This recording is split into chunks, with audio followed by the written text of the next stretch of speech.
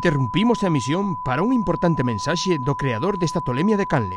Gracias, home. A ver, rapazada, preciso que me mandedes canto antes, cantos máis vídeos mellor, que non serán emitidos dándolle ánimos e dicíndolle o que abotades de menos a Inolita, a nosa Inolita de cousas de vellos. Nada máis, continuamos coa misión.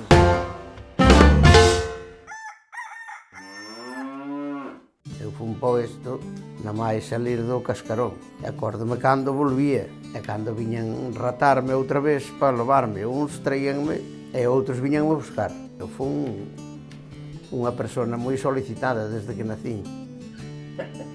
Era bom, pois se fora malo non viñan por min, porque éramos dous. Unha muller e máis eu. Entonces o outro era máis flaco, porque era máis menuda, e quedou na casa. E eu, que era máis así, levaronme con meus abuelos, André e José. E José eu xa non conocín, que xa morrera, pero a abuela sí. Ti criaste no esto ata que idade? Eu criei-me no esto hasta os 6 anos. Estuveche no esto ata os 6. Hasta os 6. E no esto, pois xa me acordo desde os 3 anos, 4, sí, de aí me acordo. Xa daba que facer. Porque era un rapaz, normalmente, pois, buscase a maneira de... quen me cuidaba era a miña tía Ceja, sí. María Ceja, que era non vía. Cando dicía, o noso neno é o máis bonito do mundo, verdad que é? E pasábamos as mans pola cara e dicía, o máis bonito que hai no lugar. Non hai outro como ele. E nin andaba con bastón nin nada, andaba sola, como outra persona calquera, por todo o lugar. E iba desde ali hasta a horta, que tiñan na horta, habería 400 ou 500 metros, casi, desde ali.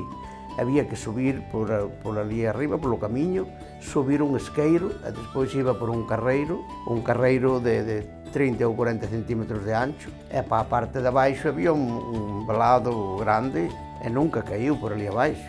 Iba polo carreiriño, baixaba outro esqueiro alá para a horta, collía o que iba a coller, verduras, ou isto ou outro, e volvía. Porque onde estaba a casa non había horta ni nada. Estaba no lugar e non había. Estaba frente a unha fonte que había ali, e ainda hai. E mira que ten ido por ali e nunca caiu. E baixaba, nin levaba un bastón para mirar, nin nada, que é o que me asombra. E logo. Pero ti dabaxes que facer? Ai, porque eu escapáballe, e ela non me vía, claro. E chamábame, eu non contestaba, os outros tampouco, estaba con os outros rapazes. Calaban todos, e despois aparecía cando lle cadraba. Que maldad. Pero ali daban o que quería, eu tiña todo o que quería. E pódese dicir que eu me criei con todo o vicio do mundo. E o teu tío Maximino, o sea, o teu padriño era Maximino? Non, o meu padriño era xusto o irmán de miña nai. E que che era? Marcharon para América. Maximino era irmán de meu pai. Era irmán de teu pai? Claro. O sea, irmán de abuelo? De abuelo. Justamente. Porque claro, era Maximino era carpinteiro, e meu pai traballaba nun aserradero ali abaixo, na beira do río, abaixo do lugar, sabes onde estaba o río, en Leas. Abaixo do este. Claro.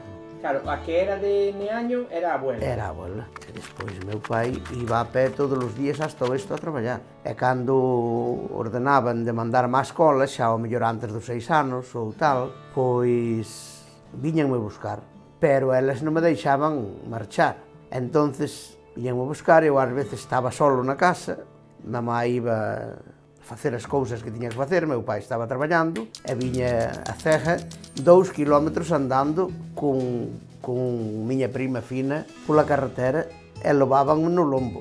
Levábanme desde ali, unhas veces andando e outras veces ao lombo. Tería 3 anos, e eu en Neaño choraba todo o día. Non te querías en Neaño? Non.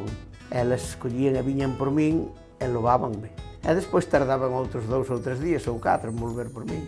E tuveronche as gordas para traer. Ao final, despois dos 6 anos, como era a escola xa, non? Xa razonaba algo mellor, e tal e cual. Entón, xa quedei en Neaño. Claro, ti realmente sentíaste máis do esto que de Neaño. Hombre, claro. Eu veía donde pace, que non é donde nace.